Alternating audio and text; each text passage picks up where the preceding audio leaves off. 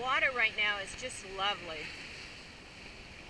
It is so calm and nice, and Linda's having a great time playing. And you can see how very secluded it is, and how there is just not too many people on our beach. And it goes all the way down to that other end where you see the green there. And these are some of the other places here in Playa Laguna that are on the beach, which are some private homes and private condominiums. I do believe some of these are rental properties also.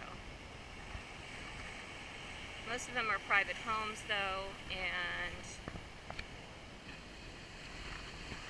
private condos.